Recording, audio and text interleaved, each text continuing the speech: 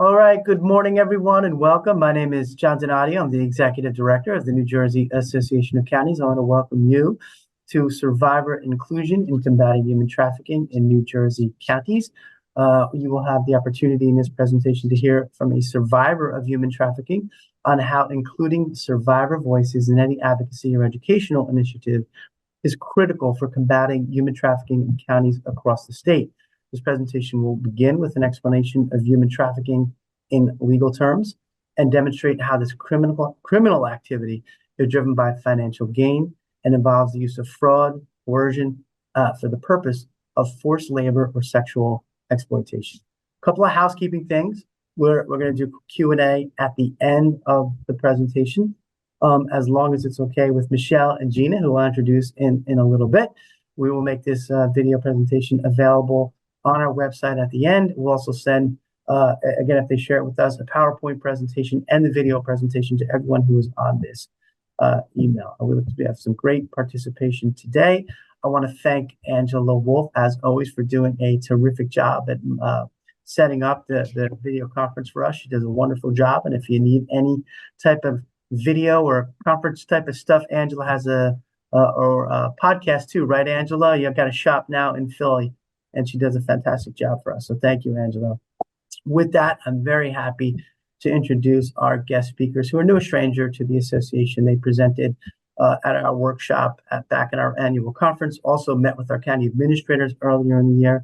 And Gina was a keynote speaker at the associations and did a wonderful job at our year-end summit in 2022 on human trafficking. So with that, I'm going to introduce first Michelle Stegman, who is the administrator and pulling double duty at the New Jersey Council Coalition Against Human Trafficking. She's also their general counsel as well. So welcome, Michelle. And also, of course, Gina Cavallo, who is the vice president of the New Jersey Coalition Against Human Trafficking and also a survivor consultant. So I want to welcome you both for being here today. I appreciate your time and all the great work that you do. And I will turn it over to you. So thank you. Thank you so much, John. And thank you to everyone who's attending this important session. Really appreciate your time and attention. As John indicated, I'm the General Counsel and Administrator for the New Jersey Coalition Against Human Trafficking.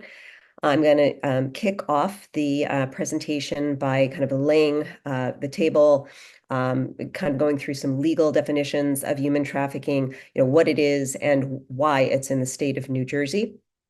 I will then be turning it over to my colleague and good friend, Gina, who is also the vice president of our board, in addition to being our survivor leader.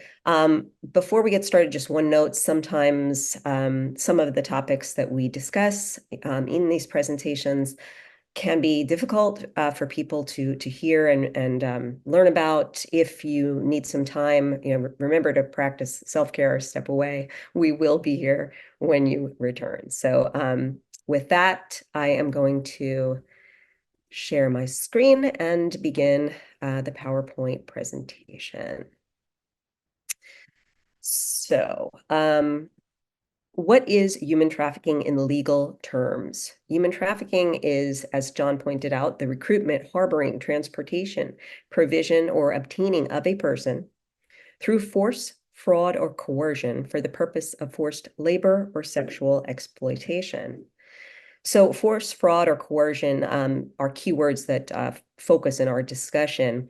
And they can take many different types of forms. Force obviously can be violence. It can be, fraud can be something like a fake job offer. Coercion can be threats.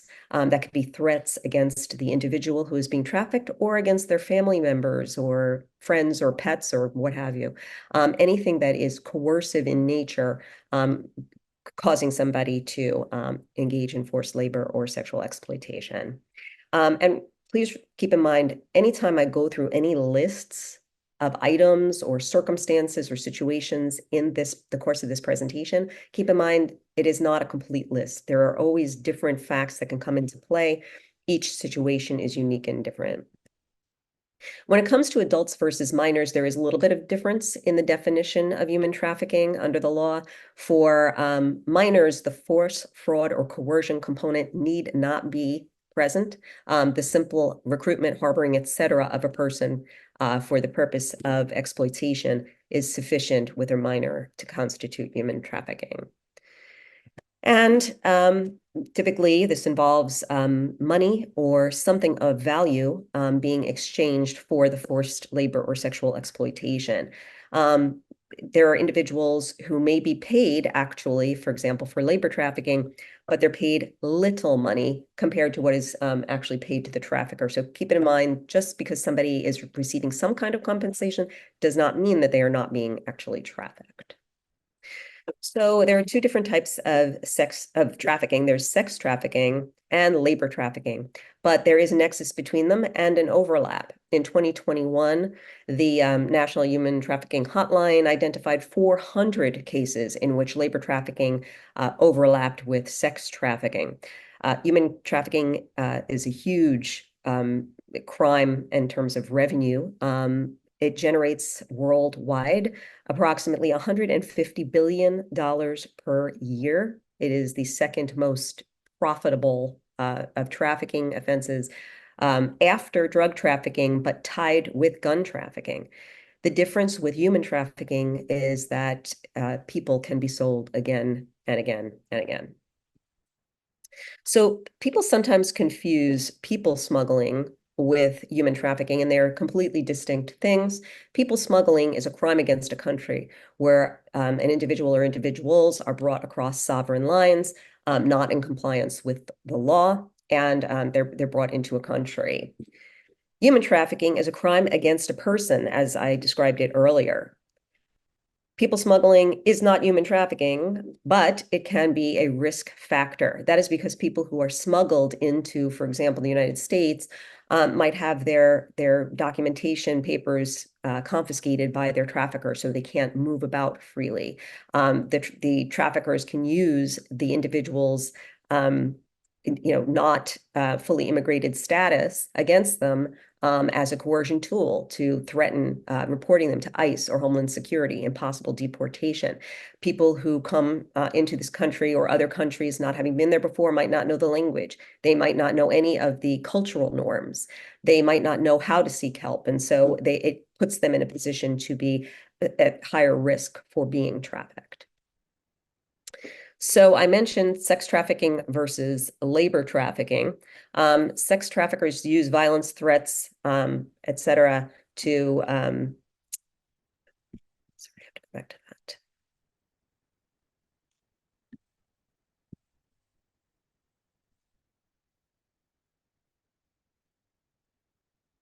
Righty, I don't know where the presentation is.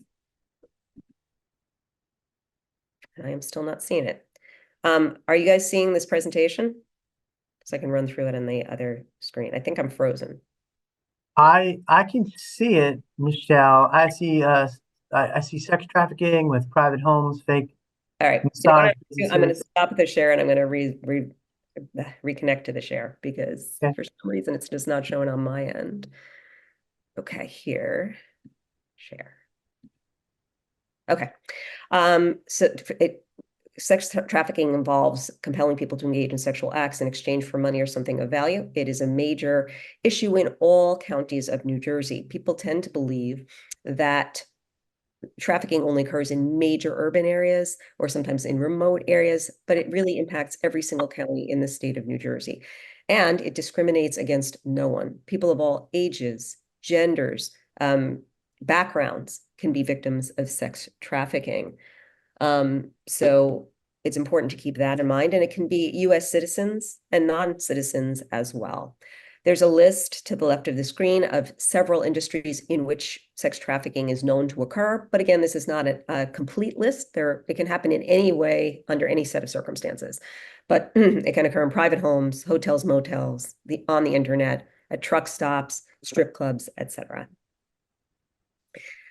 Labor traffickers use violence, threats, etc., and other forms of coercion to force people to work against their will in many industries for, like I said, little or no money. New Jersey's agriculture and hospitality industries and their large number of documented workers are a perfect setting for human trafficking. And almost always, labor trafficking occurs in the private sector. About 87% of worldwide cases, very little happens happily in the government space. Mhm. Um, and it does impact homeless youth. In 2015, Covenant House performed a study of individuals aged 18 to 22 and showed that 51.9% were victims of labor trafficking. It's an area that's often overlooked as a major form of exploitation of youth. And so you can see here on the left of this screen as well, various industries in which labor trafficking is more likely to occur, but it is not an extensive and exclusive list. Agriculture, leisure hospitality, construction, landscaping, etc. So grooming, I'm sure you've heard of grooming. People are very familiar with that term by now. People tend to think of it as happening online, but it can happen online or in person. It involves the trafficker, who is typically a master manipulator, very skilled and cunning in getting what they want, starting out by connecting, identifying vulnerabilities, exploiting those vulnerabilities, meeting needs and offering support. So connecting looks like a peer connection, liking posts on social media, becoming a friend, playing online games, and chats that occur in those platforms such as Discord, etc. Giving compliments online and in person. While we've been very focused on the internet's involvement in grooming, um, as I said, it can happen in any one of multiple scenarios and certainly in person as well. And gaining trust and information. So the trafficker gathers information from the trafficked individual, identifies vulnerabilities that will make them be more susceptible to manipulation, and then immediately begins exploiting those vulnerabilities. And so, again, not an extensive list, but a partial. Some of those vulnerabilities are prior sex abuse, substance use disorder, lack of immigration status, as I mentioned before, disability, poverty or housing insecurity, being in the foster care system, or discrimination due to race, gender, and sexuality. Again, human trafficking does not discriminate against anyone. It hits all genders, races, ethnic backgrounds, etc., including the LGBTQ community and transgendered individuals, men, boys, et cetera, et cetera. Once those vulnerabilities are exploited, the trafficker begins meeting the needs of the trafficked individual by providing seemingly love and acceptance, housing and food, medication or hormones, expensive clothing, and giving gifts like gaming dollars online or maybe a new phone, which the trafficker can then monitor and control. And they offer support. By providing some independence to a person that might be in a domestic violence situation, for example, by listening and validating the trafficked individual's experience, encouraging them, sympathizing about their issues at home, offering acceptance and an alleged safe space for them to communicate and share their truth, and even potentially job opportunities that actually aren't what they seem. And so by doing all of these things and following these steps, they gain coercive control over the trafficked individual. Now, at times, people might ask, why does the trafficked individual stay? Why don't they just leave? There has been instances in which, or there have been instances in which people have been, of course, kidnapped and shackled somewhere, but that's not the typical or the majority of the experiences. It's typically a coercive psychological control that is forced upon the trafficked individual. And so once an individual has gained coercive control, it is very difficult for the trafficked individual to break away from that for the reasons I'm about to describe. It is very critically important that we never blame or shame a trafficked individual for what they went through and the fact that they could not leave until they were able to. So coercive tactics used by traffickers include isolation, taking people away from their family, from their friends, making sure that nobody else has access to that individual. Omnipotence, convincing the individual that they have eyes on them at all times and they are everywhere, and that if the individual attempts to escape or communicate with the outside world, they will be punished, and it will be harsh. Threats, I mentioned earlier, threats against the trafficked individual or their friends, family, etc., that they may meet with violence if they try to step out of the situation, and often violence itself. They deprive the trafficked individual of the ability to interface with people that could help them or to establish their own lives.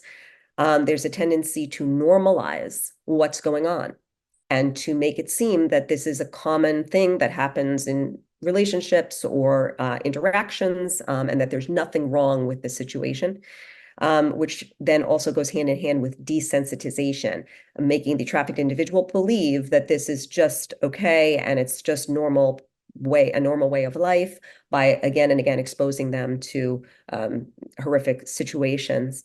Degrading them by making them feel worthless and reinforcing that again and again, convincing them that they cannot meet their own basic needs, that they are dependent on the trafficker to do so. All of this leads to this coercive control and a trauma bond that causes the trafficked individual to believe that they cannot leave. And traffickers, being very adept at identifying their victims, can find them everywhere. Again, through job offers, the modeling industry definitely at risk there, and others as well, through online video games, schools and sports, at work, at home. It is true that familial trafficking occurs. Houses of worship, by selling candy or magazines, in shopping malls. And a common scenario we find is false love or, quote, boyfriending, close quote. I typically in these presentations just go through the factual and legal issues. I don't share stories, but I will share one relating to the boyfriending concept. In addition to NJAC, I have done work with the Volunteer Lawyers for Justice in New Jersey. And they obtain expungements and vacatures for human trafficking survivors who are trying to get a fresh start in life and finding it impossible to get a job because their record is clouded with criminal bench warrants or convictions. My very first client was a 32-year-old woman who had been trafficked by her boyfriend, whom she met in high school at the age of 16. So she had been trafficked for 16 years. She was actually not a resident of the state of New Jersey. She lived outside the state, but at the age of 20, he put her in a car, drove her across the border, and had her get into cars with strangers in Atlantic City and then also in Hudson County in Jersey City. She was arrested in Jersey City. She was then taken back out of the state by her boyfriend, and there was an outstanding bench warrant for her. She went on to marry this individual. She became pregnant. She had the baby. And when he suggested that after having the baby, she leave the baby with her parents and they head out west so she could, quote, start working again, close quote, she terminated the relationship, divorced him, and threw him out of the house. He continued to stalk her and attempt to get her back and tried to seek custody, ultimately, of their 18-month-old daughter, because of this outstanding bench warrant for prostitution in the state of New Jersey. He had convinced her before the trafficking started that her family hated her, that she was completely incompetent, that she couldn't do anything other than what he was telling her she needed to do to support him and his way of life. So a good example of how that boyfriending and false love works over time. So as I indicated, human trafficking is in New Jersey. It's throughout the state. Why is that? Where you have more people, you have more demand for human trafficking. And we are a very densely populated state. We also have traffickers don't have to move their trafficked individuals around. They could just stay in one place, but they tend to move them. And the I-95 corridor and our airports, seaports, roads, trains provide the perfect platform for being able to do that. We also have proximity to major cities in New York City and Philadelphia. So again, that increases exposure and the number of people. And we are a tourist destination down at the shore in Atlantic City. We also host numerous sporting and large-scale events, increasing that demand. So what is the coalition doing about that in a survivor inclusive way? And Jean is going to be speaking about her lived experience and why it's so critical to have survivor inclusion every step of the way in whatever we do to combat human trafficking. They and they alone know what makes human trafficking occur, how to avoid that, how to better protect our, citizens of the state of New Jersey from this horrible situation happening to them or their children. And so we connect with the community through free educational events, including survivors at all times. Our committee members work with survivors around the country, so we can always call on somebody with a special area of knowledge if need be. We educate. We teach the importance of survivor involvement through our Speakers Bureau, our outreach committee, and we are in the schools, we are in healthcare, we are in law enforcement, having conferences and spreading the word. And also by advocating. We have developed legislation at various points in time that is survivor informed, and they shape the wording of all of our proposed legislation. We then have calls to action with our members to support these bills in the legislature. We've had wonderful success and a great track record with that, often having those bills passed unanimously in both our Assembly and the Senate, and ensuring that policy implementation occurs. So we have resources available for the public on our website, which is safernewjersey.org. Please feel free to keep that website and take a look at what we have available. We have a card that shows red flags of human trafficking, a checklist that is not at all complete, but is partial, that can show you some of the signs that trafficking may be occurring to someone. I will put a caveat here that if you do find a situation where you see these red flags are present, please do not step in and try to change the situation on your own. It can be very dangerous, not only for you, but also for the potentially trafficked individual. I'll, in a later slide, just point out what to do if you do see these red flags present. We have PSAs and videos on our website that describe sex trafficking, labor trafficking, and other things. We have a survivor resources directory for people who are survivors of human trafficking. We have various resources available to them, from healthcare to social workers to psychological support, et cetera, contained in our directory. We have a community awareness toolkit that feel free to take that as well and use it to however you might within the counties. We'd love for you to have it. And we have a brochure that goes through some of the facts and statistics about human trafficking. We also have lesson plans for schools. Some time ago, we in the state of New Jersey passed a law that requires school districts throughout the state to include a module on human trafficking in health courses. And we felt that we needed to really put something together to help any school district that might need it, to have this resource, which is really a toolkit that shows how to do the lesson plan. The president of our board of trustees is a middle school principal in the state of New Jersey. We have a whole education committee consisting of educators in the state of New Jersey that helped put these lesson plans together. They are free. Feel free to access them. So we are looking forward to partnering with the county leadership to get closer to kind of boots on ground, in the local space. We have been doing a wonderful job statewide, but our 2023 to 2026 strategic plan calls for enhanced engagement at the county level, because we feel like that's where we may be able to make the most difference.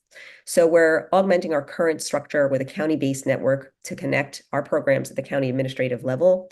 And we're trying to develop relationships with all of you in areas such as healthcare, law enforcement, and education. We'd love to identify a few counties to move forward with on maybe a pilot program and then spread it more widely. But hopefully we'll be hearing more from you and interacting more with you as time goes on, because we really want to be more partnered on a local basis. So I mentioned the legislation. For example, in 2013, we enacted legislation relating to the Super Bowl, because with large events, we do tend to see more people coming into the state and therefore more demand. We are going to be hosting the World Cup in 2026. I'm sure you're all aware of that. And so we are currently working on legislation that is going to be introduced to address the issues that will present with the Cup coming to New Jersey. So I mentioned earlier that if you do see something that indicates several red flags that may be a trafficking situation, don't intervene on your own. Please take down as much information as you can about the situation, descriptions. If you can get license plates, so much the better, and contact the human trafficking hotline. So their 1-888 number is up on screen. Feel free to copy it, take it. But typically that hotline, the phone they try to reserve that for people who are actually being trafficked at the moment, and so that they can respond quickly and help. It might be better for you to text help or info to Be Free, and that's 233-733. Please feel free to put it in your phone. Get connected with us. Sign up for our newsletters at safernewjersey.org. Respond to our calls for action on legislation. Join one of our committees. We would love, love, love to have you. Please feel free to donate to help survivors. NJAC and We Rise run a survivor assistance fund that has helped countless survivors facing difficulties, and your donation goes 100% to the survivors. We do not take any kind of overhead cost for that. And there is a QR code there for that donation site. And please educate yourself, your family, and community by visiting our website, using our community toolkit, reaching out to us. We're always happy to talk, always happy to give presentations. And please do choose fair trade, chocolate, coffee, cotton, etc., to decrease labor trafficking. On our page, we do have a list of entities that are fair trade. So feel free to access that. And with that, I will turn it over to Gina. Thank you so much, Michelle. Good morning, everyone. My name is Gina Cavallo, and I am a survivor of sex trafficking, domestic violence, and different forms of child abuse. I'm going to touch on a few different areas for the sake of timing. I just want to give you a little brief background on myself. That it's really important to understand that sex trafficking doesn't just happen. There's always that learning, living out what we're learning. So that's important. People are not just born traffickers, buyers. They're just not born that way. We're not born as survivors of domestic violence. We're not born as to abuse people, to rob people of their humanity, their respect, their dignity. This is not something that we are born to say this is what we want to do. This is not a dream of anyone that's a victim of any crime, not just even trafficking, of any crime. No one dreams that they want to deliberately, intentionally, mindfully go out and harm anyone. There are seeds planted along the way. So for me, as a child, I was unable to identify with these seeds because it became, and something that you touched upon, Michelle, it became the norm. It's what we learn, what we live what we learn. And I wasn't able to articulate nor identify. I thought the way I was living, I thought was the norm for most people. This is how everyone lived. And I was a child that was experiencing a tremendous amount of abuse. Not only have I experienced a tremendous amount of abuse, but it was also compounded by having disabilities. And not all disabilities are visible. And I'm sure many of you understand that there are countless disabilities that are not seen. There's also the domestic violence, but there was no words. I didn't have those words to attach to what I was going through. So that made it even more difficult. And this is why it became my norm. I learned to be silent. I learned to comply. I learned that this is the way it was. I learned that by expressing myself, Did it ever feel good? Did it hurt me? Was it painful? Was it traumatizing? Yes, all of the above. But when I did express how I felt, it was ignored. Everything I expressed was ignored. And in many cases, that's how it is by the abusers. Abusers don't care, because if they cared, they wouldn't be abusing. They wouldn't be doing what they do. So learning what I learned as a child, it paved the way for me to become a victim. I didn't realize I was a victim. I didn't realize that I became a survivor of domestic violence, different forms of child abuse that led me to want to leave my home and find safety. Safety was very important for me. And I didn't realize that this was going to lead into other problems for me, which led into becoming a victim of sex trafficking. And I do want to say that when we talk about abduction and kidnapping, usually kidnapping usually requires ransom. So, but I do want to emphasize that there are a lot, too many to mention, of abductions that are related to sex trafficking. And I am one of those victims that was abducted, because if you're with people who are grooming you and manipulating you and tricking you and using fraud, coercion, manipulation for the purposes of exploiting you and gaining money from what they're making you do, this is not something that you have a free will. You're being tricked. You're being deceived. And when you are not able to be let go, and when they control you using force and violence, you are being abducted. There is no question about it. And this happens to many of us. This happened to me. I never saw any money either. I didn't see money. The money all went to traffickers. And most of all the time, it's cash that's used. Many people don't see money. Traffickers like to follow all convention. There's two reasons why traffickers move around. That's very common. They move because they don't want to get caught. And if they keep moving, the chances of them getting caught is less likely. The other reason is because they want to follow sports events and conventions. That's really important that we highlight that. And I think it's important to know that as a victim of human trafficking, one of the most difficult things for a victim to go through is to be able to begin their healing process. How do we begin our healing process? It's absolutely impossible to begin a healing process for anything that we go through if we're unable to self-identify. So self-identifying is very important. And it took me a lifetime to self-identify.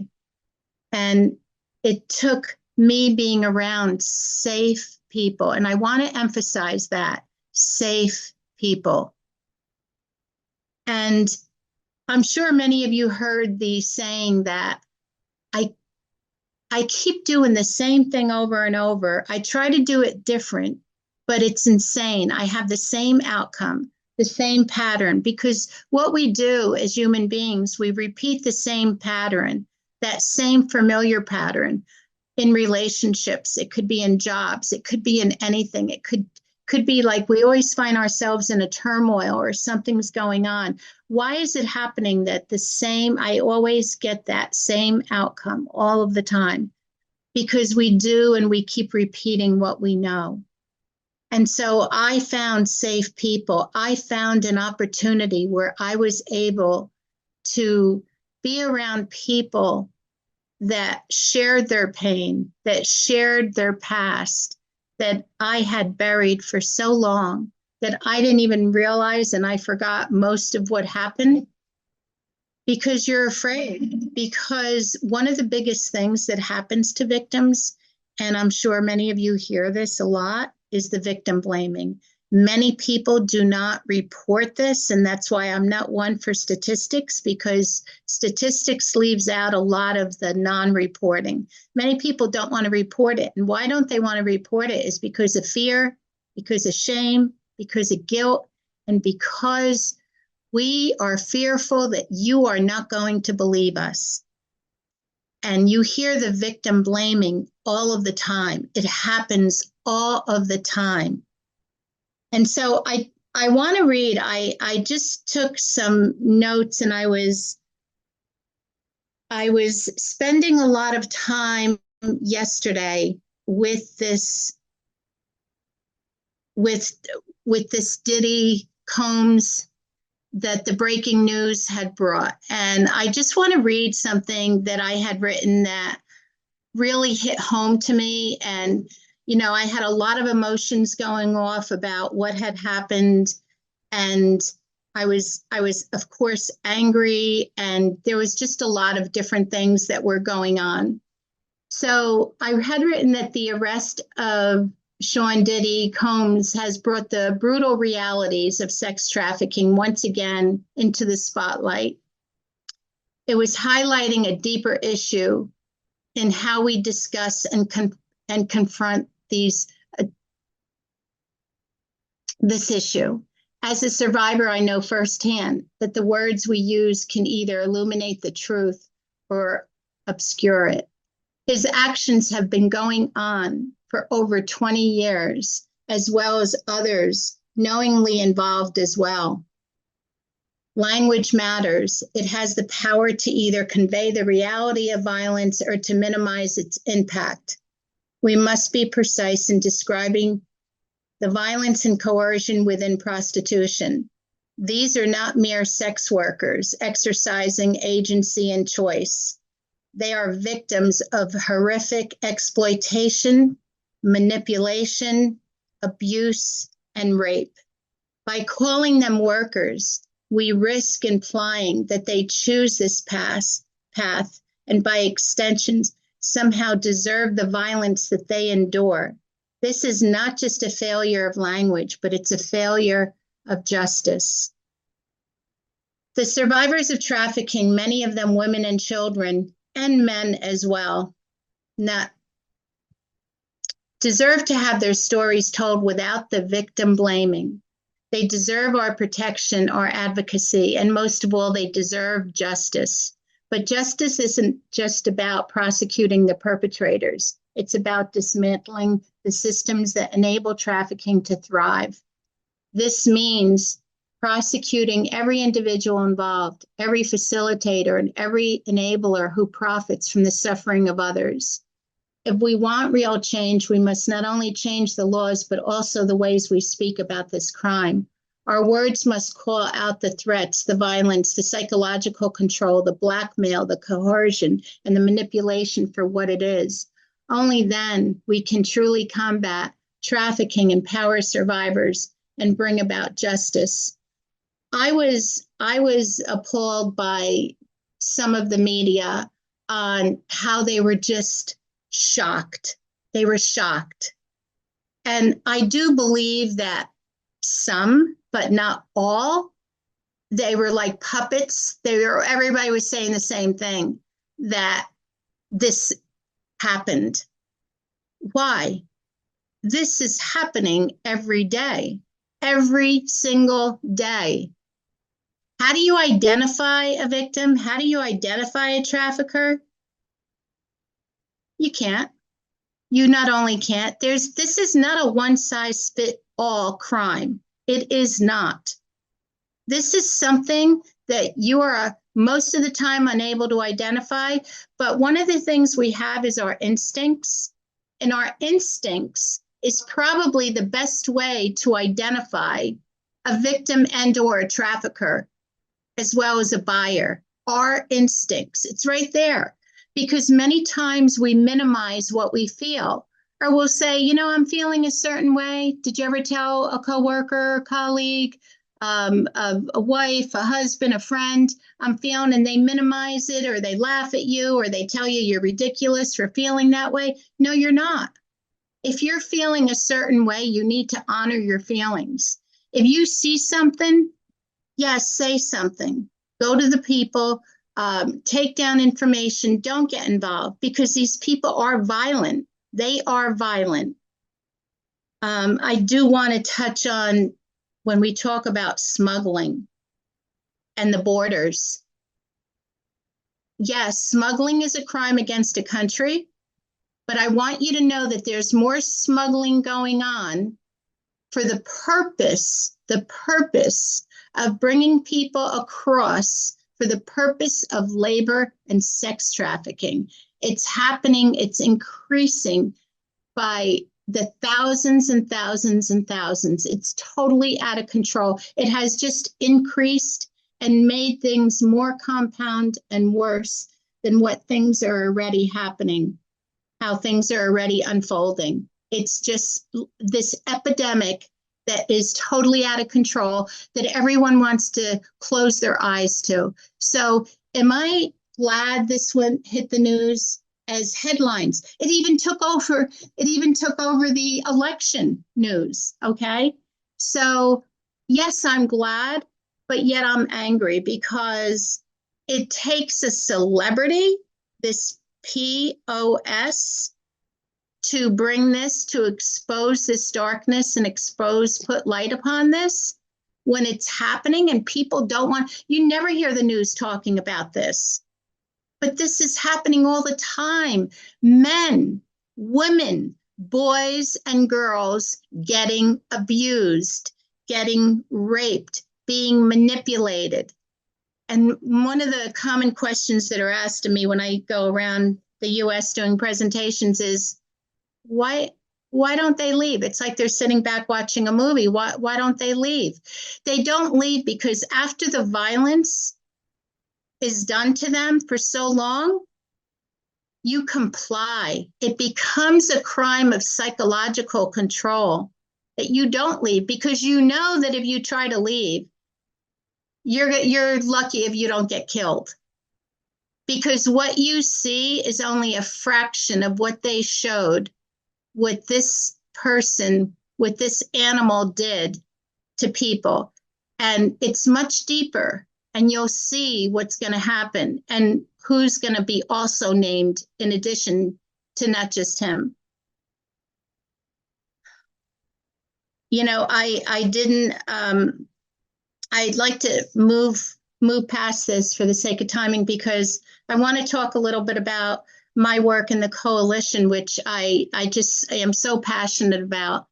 And I so appreciate you all giving us this opportunity for presenting and talking about this issue, because it's so critical for the people that are still being victimized, so critical for the people that are still caught up in this life, that are still being abducted, so critical for those that are just moving on from middle school to kindergarten to middle school to high school to colleges, because this crime discriminates against no one, comes in many forms, countless forms, and they're vulnerable. It happens to elderly, young people, and we need to equip. What can we do? We need to do what we're doing now. We need to talk about this. Yes, it's uncomfortable, but we need to be brave.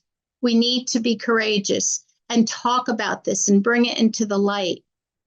And for me to do what I'm doing, I couldn't do it without going through steps, and that's my healing process. But it's not like I went through my healing process and Gina arrived and that I arrived and I'm all better. No, trauma is trauma and it still happens, but I continue my healing journey. And what that looks like is my support groups, my therapy, my mentors, my conferences, my retreats. I do things to constantly fill up the cup. So when the New Jersey Coalition Against Human Trafficking asked me to be their survivor consultant, it was such a humbling honor. But I also said, you know, we can't do this work by just me, because I could tell you my expertise. Because although pain is pain and it's the same crime, it comes in many different forms. And I could tell you all my survivor brothers and sisters that I met from across the country, across the states, you would be shocked hearing some of their lived experiences. In fact, I'm putting together, in collaboration with the New Jersey Coalition, a law enforcement state conference for the state of New Jersey and New York. It's going to be April 1st and 2nd. And I'm going to have one of my brothers, actually, he's a survivor of sex trafficking. He was tortured for 12 years. He is a judge now, today. He is a judge, and he is going to be one of my keynote speakers. So we will have more about that down the road. But what I want to talk to you about, too, to wrap this up, is that within our coalition, what I love is that people call me because throughout the United States, because they want to model what the New Jersey Coalition Against Human Trafficking is doing. They are calling me and asking, how are we doing what we're doing? We are survivor inclusive. We have a library of different videos of professional developments. We walk and work alongside of the New Jersey Department of Education. We work with countless legislators. I'm also co-chair of the American Academy of New Jersey chapter, the American Academy of Pediatrics, co-chair with the task force, and also appointed by our governor to be on the commission as a commissioner against human trafficking for the state of New Jersey. What makes us a model? It's not because of me, but it's because our coalition listens. They do listen, but they just don't listen to tokenize me. They don't tokenize anyone. We don't reharm survivors. We want to make sure that the survivors we bring to the table are in a good place. We want to make sure that we are not reharming anyone. We want to make sure that they have a support group. We want to make sure that they have what they need. And that's why I developed a survivor assistance fund called We Rise, Respect, Inspire, Support, and Empower, in collaboration with the New Jersey Coalition, which I'm so proud of the coalition for collaborating with me on this. And that gives us a survivor assistance fund. We helped individuals with dental needs. We helped them with cancer needs for prescription needs.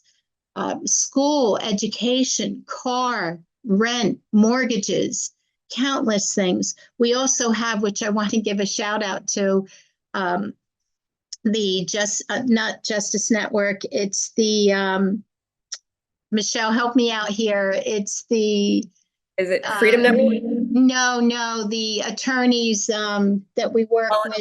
Volunteer Lawyers for Justice. Volunteer Lawyers for Justice.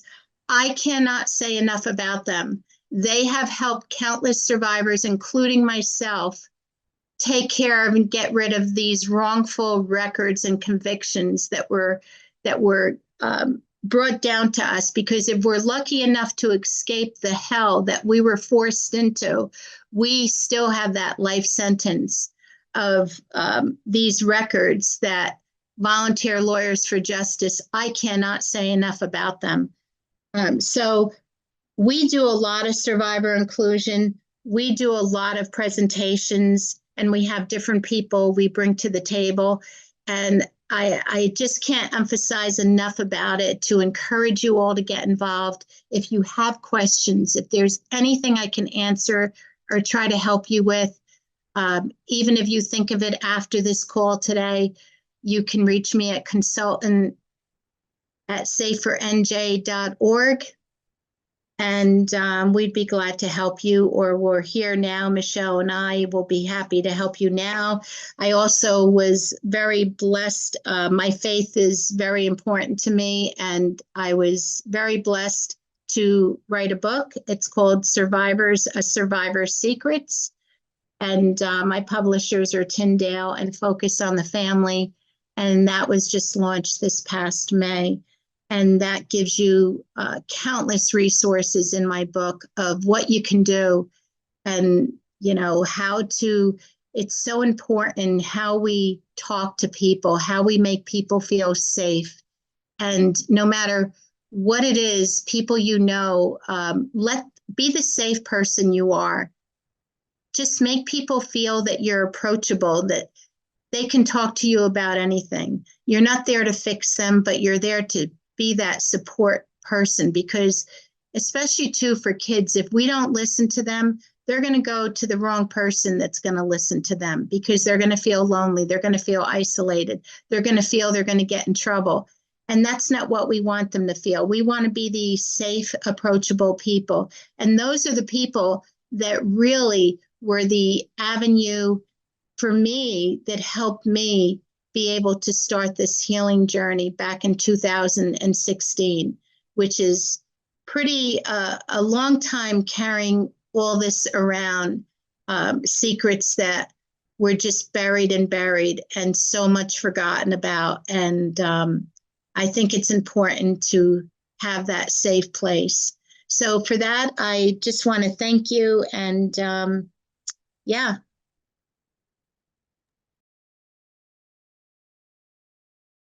Okay. I believe we were going to take questions in the Q&A, but it doesn't look like there are any questions at this time. If you do think of one or two, please let us know. I'm going to share the final 2 slides now.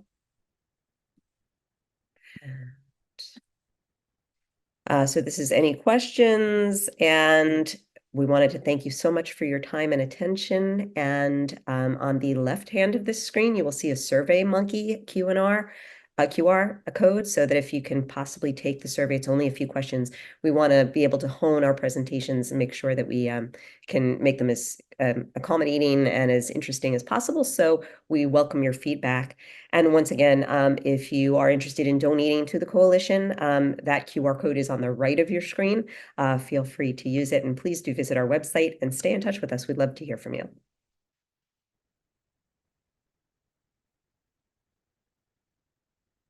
Oh, John, you're muted.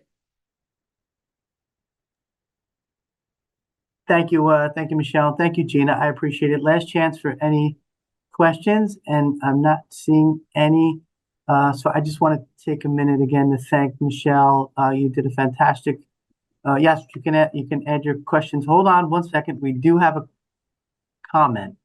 You can add your question in the Q&A. No, that was from Angela. So anyway, I want to thank Michelle really for the great work that you do, and for taking the time to be here today, and for being an important resource for the association as we educate our members on what the work that you do. And again, just Gina, it's remarkable to me every time I hear you speak, and I've heard you speak a number of occasions now, and I just admire the strength and the courage that you have to share, your journey, and to really have just done a remarkable job in the short time that we've known each other. And again, educating legislators, county government officials on this, terrible crime. And that, I'm here to help you however I can in working with our counties, and anything that we can do, just please let me know moving forward. So thank you again, and have a great day.